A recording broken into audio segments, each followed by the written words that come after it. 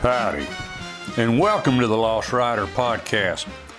It's an honor and privilege to address you in the capacity of an interviewer, reporter, and media member. Too many modern media outlets have forgone the integrity and responsibility required of credible information sources. What you will receive here are straightforward discussions with legislators, agency leaders, biologists, engineers, doctors, and countless other experts that have the answers to questions often circulated as kitchen table issues. The title Lost Rider may be thought of literally as well as in the metaphorical sense. While there has been the instance that I was momentarily a little turned around at night in a wilderness area, the idea of being a lost rider in life, well, that fits most folks at some time. These renderings are coming to you in the form of the 25-year-old radio program, The News from the Camp House. It still airs every Saturday morning at 6:30 a.m. Central Time on KULM 98.3 FM out of Columbus, Texas. The original intent was to relate outdoor topics to the general public. Immediately, it was found that all issues are relatable to the outdoors and that people are people. They all play a role and they all have a vested interest. It's this program's desire to answer common questions about how the world works, how it will operate in the future, and what's the holdup? So please listen, enjoy, and never hesitate to contact us with more questions and feedback. Good morning and welcome to this weekend's edition of News from the Camp House, the listening post of the Texas Sportsman Association. This is Herman Brune. This weekend's edition is also brought to us by Colorado County Oil. Colorado County Oil, been in business right here in Colorado County for more than 50 years, bringing everybody their branded and unbranded bulk fuel needs. Colorado County Oil. All right, tell you what, looking into the new year here, I'm going to, I've got an article that I found that I want to share with everyone. This is a piece, I'm always suspicious of articles. But this is a piece, it's not an op-ed. This is something that has gobs of information in it that are easily double-checked, looked up. That's the whole thing about being a discerning reader, is reading an article and knowing if you're just reading someone's opinion or are you getting hard news. This is in American Hunter magazine. It's written by Jason Ouimet. He is an executive director of the NRA. And, without any, despite any political whatever about the NRA or any of this, this is, if we don't go into any of the politics of this and just get the information from this, and I think it's enlightening. The article itself is enlightening to when we talk about the deep state, when we talk about the swamp, and the incredible number of levels of bureaucracy that exist in D.C., I think this will scare you just a little bit. And it says the title of this article is Trust the Science. All right, so tucked away in the NRA ILA archives is an Atlanta Constitution article from April 20th, 1975, titled Lifestyle Disease. Atlanta's CDC plans to examine ways people make themselves sick. This is the same CDC that has been handing down all the requirements for the pandemic. So now this is the same CDC in 1975 that is looking into people's lifestyles and plans to examine ways people make themselves sick. The item doesn't mention firearms, but details how the Centers for Disease Control and Prevention plan to expand its role beyond controlling actual communicable diseases like polio and smallpox and into all manners of personal conduct. The Atlanta Constitution item assured readers the CDC itself by no means has plans to go out and force people to change lifestyles. It will only act as a catalyst and clearinghouse for other interested agencies and organizations to help develop the concept that people would only have to change their lifestyles a little to be healthier. However, within a decade, the CDC was attempting to take a central role in Americans' lives. This included attempts to dictate one of their most personal decisions, how to protect themselves and their families.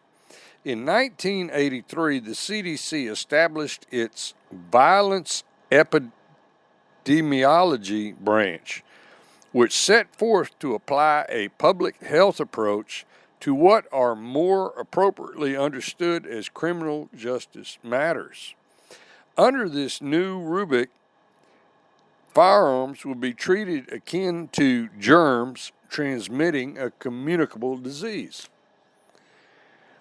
In December 1984 issue of Science, the CDC expressed its interest in targeting gun ownership.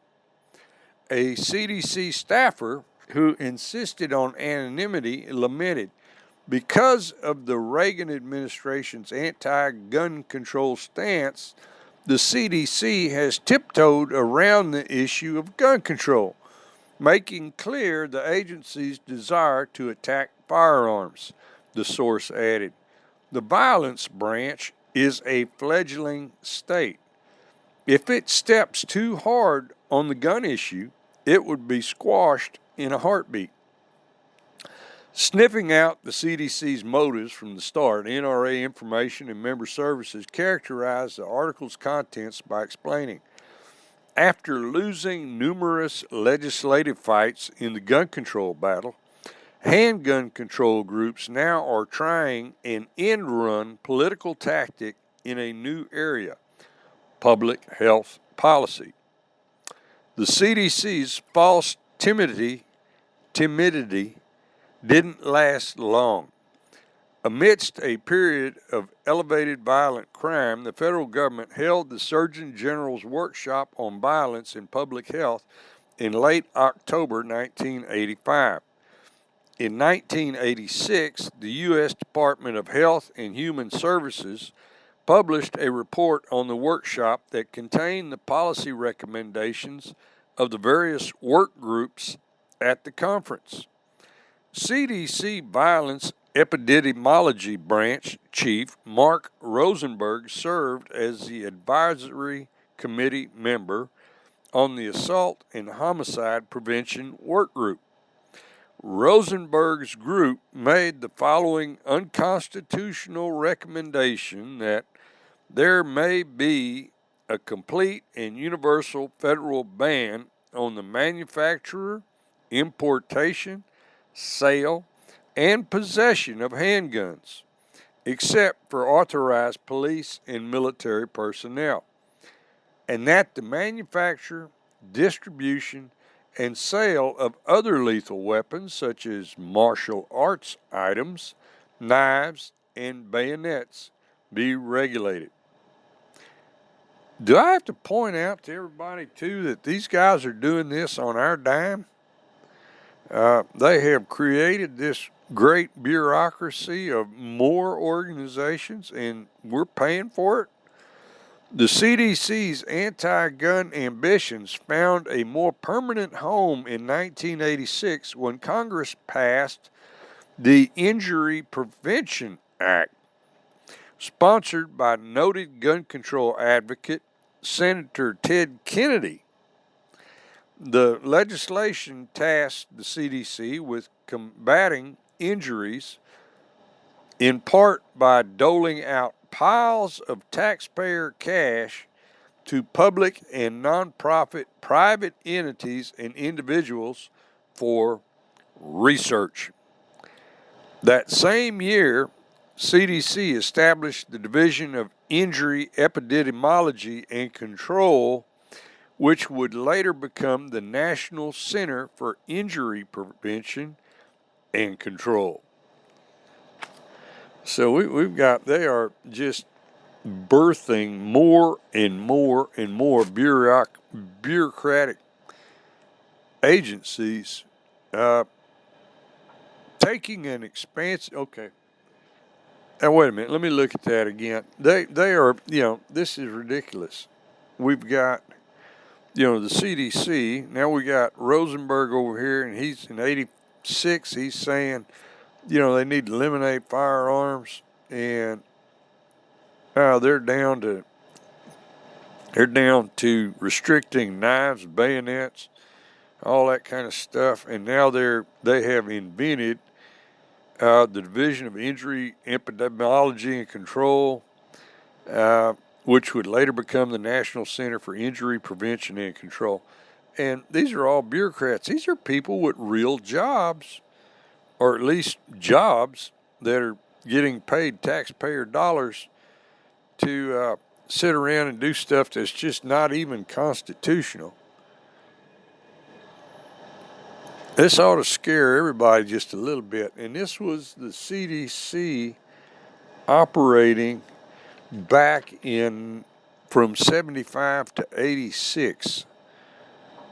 They were already doing that then. Okay, I'll tell you what, let's take a quick break and thank the folks who let us come on here every Saturday morning. We're going to come back and we're going to talk about more what they've been doing since 86.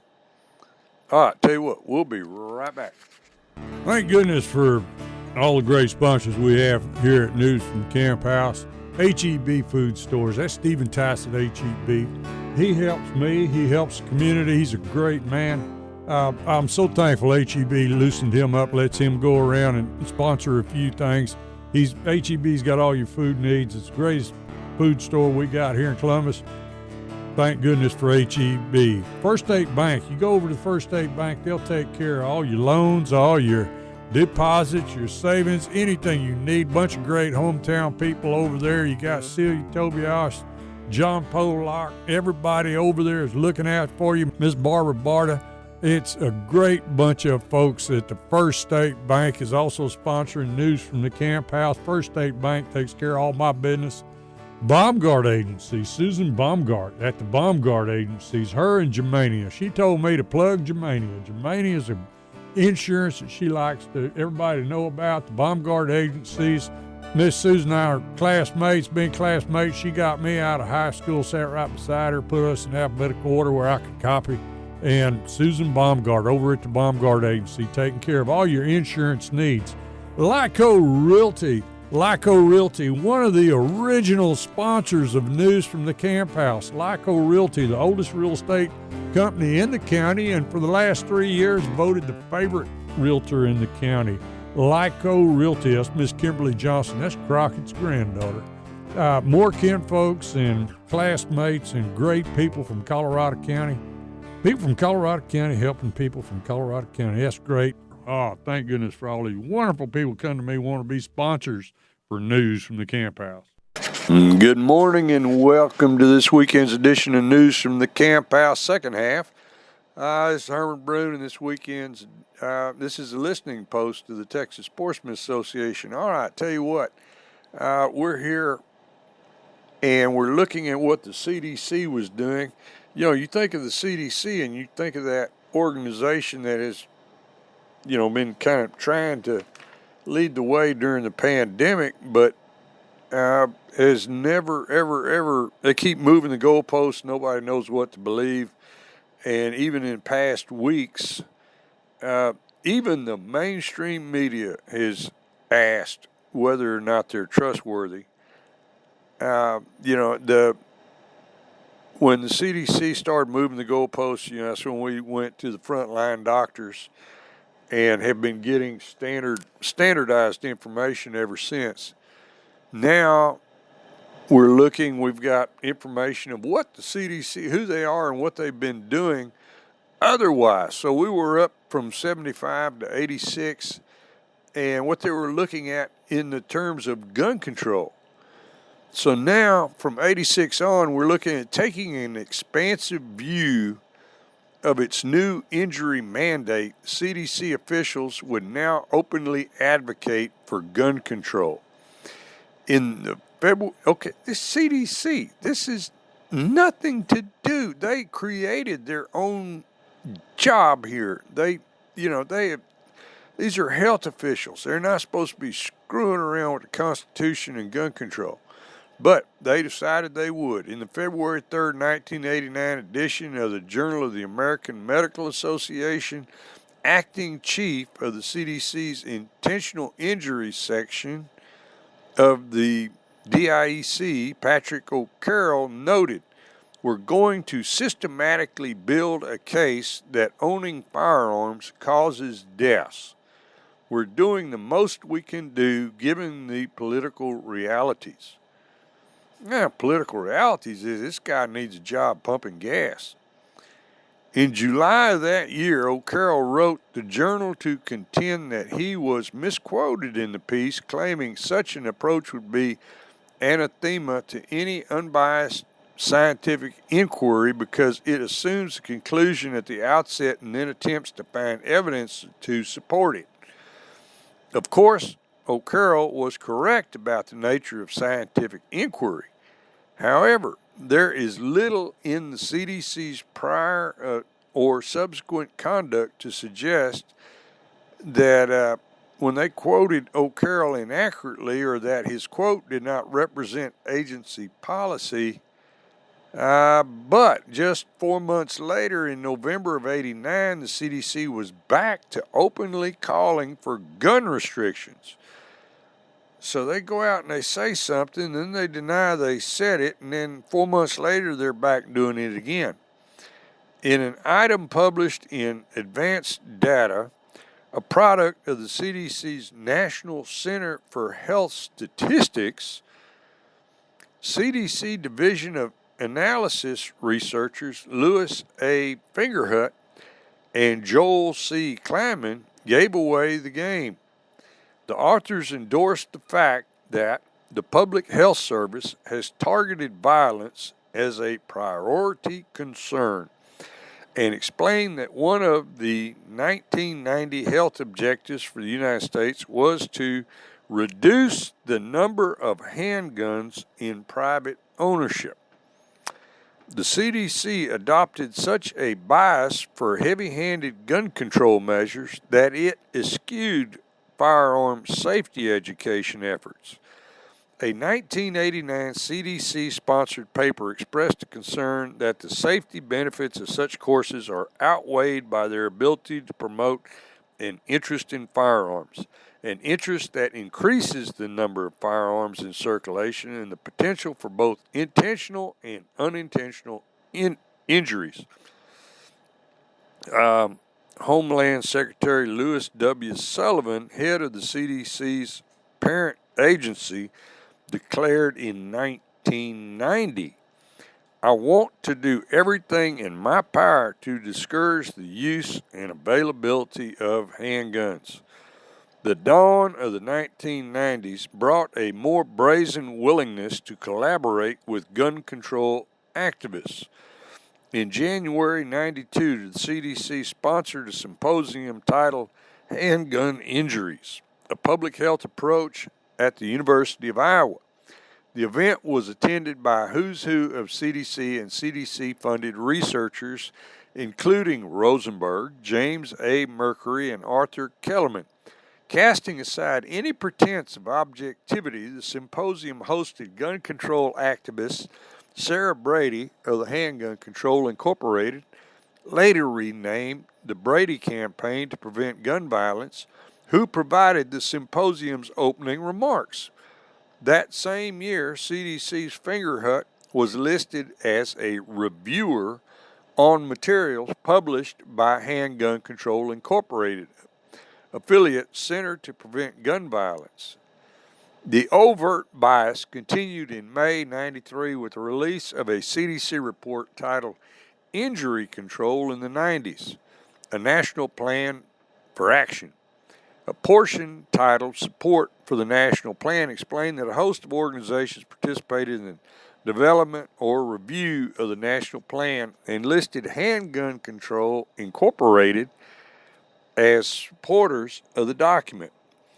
Unsurprisingly, the CDC plan read like a gun control lobby wish list, recommending new legislative and regulatory efforts to be considered are to prohibit the manufacture, importation, and sale of handguns except in special circumstances, establish a national waiting period for all purchases of firearms coupled with a mandatory criminal record background check, establish nationwide restrictive licensing of handgun owners whereby a handgun license would be granted only when a clear, legitimate need for possessing a handgun is demonstrated.